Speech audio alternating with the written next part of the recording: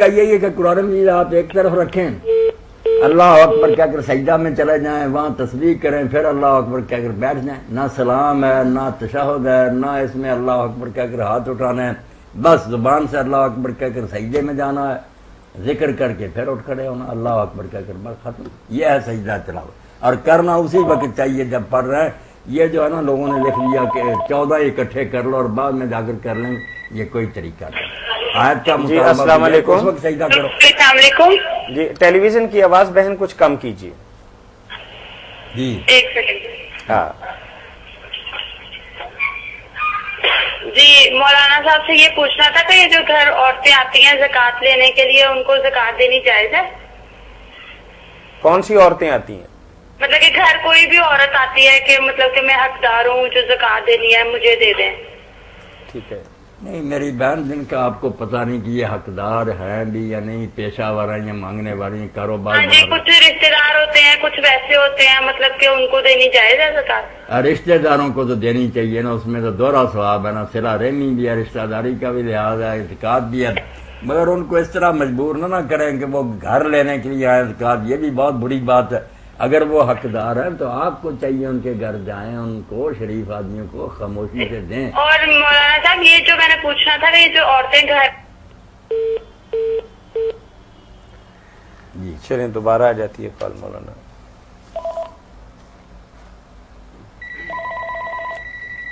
جی السلام علیکم.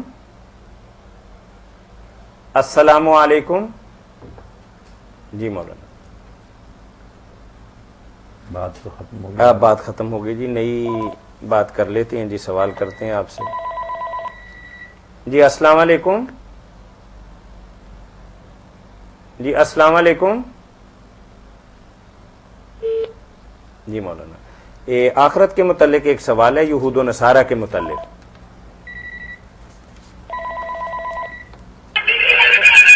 جی السلام علیکم. السلام علیکم. جی وعلیکم السلام. مولانا صاحب سے میں نے یہ پوچھنا تھا، رات نا میری وائف کو ایک خواب آئی ہے، اتنا بڑا قرآن پاک ہے تو وہ نیچے زمین پہ رکھ کے نا اسے برش کے ساتھ دھو رہی ہے، تو اس کی کیا وجوہات ہے؟ قرآن مجید ہے زمین پر رکھا ہوا، برش سے دھو رہی ہے. ہاں جی، مثلاً جیسے کافی بڑا ہے ماشاءاللہ، جیسے 4 چلو پہیے. قرآن مجید یا چھوٹے سائز کا ہو یا بڑا، اللہ کا کلام جو ہے مقدس کتاب ہے، ہمارے لیے احترام کے لائق ہے. تب اس کا میرے بچے زمین پر پڑے ہونا اور برش سے دھونا بچی کا، اس کو بظاہر تو یہ خواب برا ہی معلوم ہوتا کہ آپ لوگ کچھ ایسے کام کرتے ہیں جو قرآن مجید کے بالکل خلاف. قرآن مجید کو آپ بالکل نہ ملیا میٹ کر رہے ہیں. اس لیے یہی بتایا گیا کہ آپ مسلمان ہوتے ہوئے، کتاب اللہ کو مانتے ہوئے کیوں ایسی حرکتیں کرتے ہیں. یہ آپ اور آپ کی بیوی کو سوچنا چاہیے. یہ دن ایسے ہیں کہ اللہ تعالیٰ کی مغفرت عام ہے، آپ معافی مانگیں، توبہ کریں. یہ بات کوئی نہ اچھا اشارہ نہیں ہے کہ قرآن مجید کی عبارت کو آپ مٹا رہے ہیں، اس کو دھو رہے ہیں. تو اللہ تعالیٰ معاف فرمائے، مجھے اور آپ سب کو معافی مانگنی چاہیے اللہ تعالیٰ سے، ایسی حرکتوں سے باز آنا چاہیے. مولانا خوابوں کے متعلق تھوڑی سی وضاحت کرتے چلیں کہ لوگ بڑے فخر سے اپنا خواب سناتے ہیں، خواہ ان کے خلاف ہی جاتا ہو. اور یہ کتنی بری بات ہے کہ ایک آدمی اپنے گھر کی بات بتاتا ہے کہ اس کی اہلیہ قرآن کریم کو زمین پر رکھ کے برش کے ساتھ اس کے ساتھ یہ سلوک کر رہی ہے. اور یہ تو بظاہر بھی نظر آ رہا ہے کہ بد نصیبی اور بدقسمتی والی بات. اور جب اللہ تعالیٰ نے رات کے وقت ہی اسے دکھایا تو نہیں چاہیے تھا کہ دن کے اجالے کے اندر وہ اس کا استفسار کرے. ایسے نا بچے سمجھتے ہیں کہ شاید کوئی اس کا اور مطلب ہو تو پوچھ لیا، کوئی بات نہیں. جی السلام علیکم. وعلیکم السلام. جی بھائی وعلیکم. اچھا، جب کاروباری حوالے سے بات کر رہے تھے تو یہ آپ سے پوچھنا تھا، بینکوں نے آج کل جو کریڈٹ کارڈ دینے شروع کیے ہوئے ہیں، ہاں وہ آیا کہ شریعت کے لحاظ سے درست ہے ان کو استعمال کرنا یا ان کے لحاظ سے بالکل حرام ہے میرے بھائی.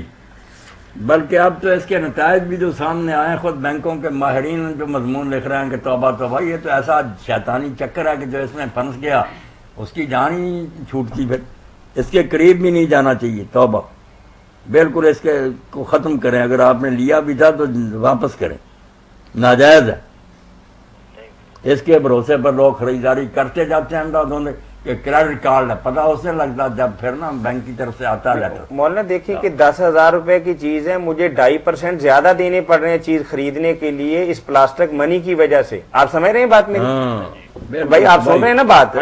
یعنی آپ کسی بھی جگہ پہ سودا لینے جاتے ہیں نا تو دیانتداری کی بات ہے کہ آپ سے درجہ دوم کے شہری کا سلوک ہوگا. اگر میرے ہاتھ میں پیسے پکڑے اور آپ کے ہاتھ کے اندر کارڈ ہے, دکاندار پہلے مجھے ویلکم کرے گا اور آخر میں آپ کی بات سنے گا اور پھر آپ سے پیسے بھی زیادہ لے گا. کئی جگہ میں نے پڑھا انہوں نے دیکھ کر بھی لگا دیا کہ ہم نہیں کریڈٹ کارڈ قبول کریں. ایک اور چیز ہے نا جی فرمائیے. کہ ہم اگر اکثر اشیاء ان میں یہ ہوتا ہے کہ اس میں لیس بھی ملتی ہے. ہاں ہاں ٹھیک ہے نا, کریڈٹ کارڈ سے اگر خریدتے ہیں. مطلب اگر سرینا میں 10,000 والا کمرہ مجھے 8,000 روپے میں دے, وہ کون سی لیس ہے؟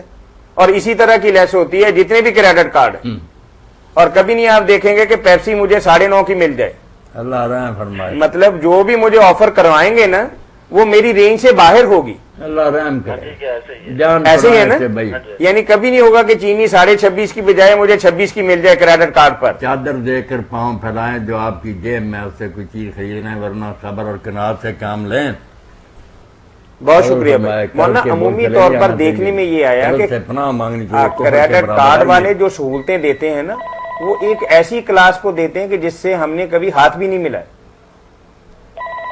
سہولت سے انہوں نے کیا دینی. جی السلام علیکم. وعلیکم السلام. جی میں مولوی صاحب سے پوچھنا تھا کہ یہ جو کہتے ہیں کہ چاند گرہن ہو گیا تو عورتوں کو بچہ ہونے والا ہوتا ہے, تو وہ کہتے ہیں جی رات کو اٹھ کر پھرے, ورنہ کوئی نہ کوئی نقص ہوتا ہے بچوں میں. ہاں بالکل, یہ مشہور ہے. باتیں مشہور ہیں ہندوؤں سے آئیے نا ہمارے یہاں کہ حاملہ عورتوں کو اس طرح کہتے ہیں. جانور بھی گابن ہوتے تھے ان کو بھی اس طرح اٹھا دیتے تھے. ہاں جی. دین میں تو میرے بھائی اس کا کوئی تصور نہیں ہے. اسلام نہیں ایسی باتیں کہتا. اللہ تعالیٰ معاف فرمائے.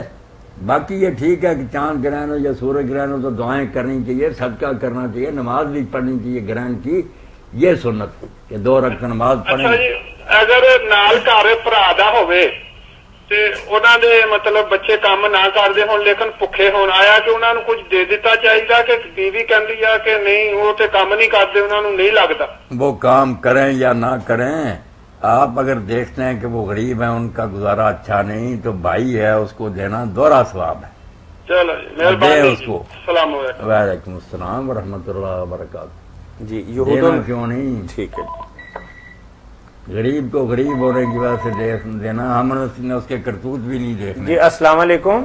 وعلیکم السلام جناب, کیا حال ہے جی؟ جی الحمدللہ. جناب مولانا صاحب کو پوچھنا سی کہ صلاۃ التسبیح جڑی ہے وہ جماعت ہوندی ہے یا کلی پڑھنی پیندی ہے؟ نہیں, اکیلے پڑھ لیجیے. صلاۃ التسبیح کی جماعت جو شروع ہو گئی نا, یہ بہت بڑی بدعت جاری ہو گئی ہے, بالکل نہیں ہونی چاہیے. نہ اللہ کے رسول علیہ السلام نے, نہ صحابہ رضوان اللہ اجمعین نے, نہ ائمہ نے, نہ کسی نے جماعت نہیں کی. اب باقاعدہ اعلان ہو رہا ہے جیسے فرض نماز ہوتی ہے, سپیکروں پر آؤ مسجد میں صلاۃ التسبیح. کیا حال ہو گیا. جس طرح مسجدوں میں اشتہار لگے مطلب غلط ہے. بڑے بڑے علماء چیختے چلاتے ہیں, ان کے بھی قد آدمی اشتہار ہیں کہ یہ بہتر ناجائز, مگر لوگ مانتے نہیں. بھیڑ چال ہے بس جو شروع ہو جاتی ہے. کچھ لوگوں کے معاشی اغراض بھی ہیں کہ لوگ اکٹھے ہوتے ہیں مولوی صاحب کی بیوی کے گھر, وہاں عورتیں پڑھتی ہیں, بعد میں مولانی کو کچھ دیتے نہیں ہیں. میں نے دیکھا نا اس طرح منظر. تو اصل میں کمائی کا ذریعہ ہے. بھائی نفل نماز ہے, اپنے اپنے گھروں میں لوگ پڑھیں. اور جو بیبیاں کہتے ہیں نا ہمیں طریقہ نہیں آتا, طریقہ کیا آئے گا, کچھ بھی نہیں طریقہ. اور یہ بات بھی میں نے بیان کر دی کئی بار کہ اگر کوئی بوڑھا ہے, بوڑھی ہے, بیمار ہے, اتنا لمبا رکوع سجدہ نہیں کر سکتا, وہ 4 رکعتیں پڑھے, بعد میں تسبیح لے کر 300 بار یہ تسبیح پڑھ. ہاں میں حوالے دے دوں گا کہ بالکل صلاۃ التسبیح اس کی ہو گئی. جو طاقتور ہے وہ پڑھ, تنگ ہونے کی کیا ضرورت. چلے بہت شکریہ. وعلیکم السلام ورحمۃ اللہ. جی یہ بچوں کی اور اپنی انشورنس کے بارے میں سوال ہے, کیا یہ جائز ہے؟ جی السلام علیکم. وعلیکم السلام. جی میاں طاہر صاحب بول رہے ہیں نا؟ جی بول رہے ہیں. جی میاں صاحب, مولانا صاحب سے پوچھنا تھا کہ ایک روزہ سحری تے سحری تھا. جی سلیم صاحب بات کر رہے ہیں. جی سلیم صاحب کیا پوچھنا تھا آپ نے؟ میں نے پوچھنا تھا مولانا صاحب کہ سحری سے سحری روزہ جو یوم وصال والا تھا, وہ میں نے کل رکھا, پھر اس میں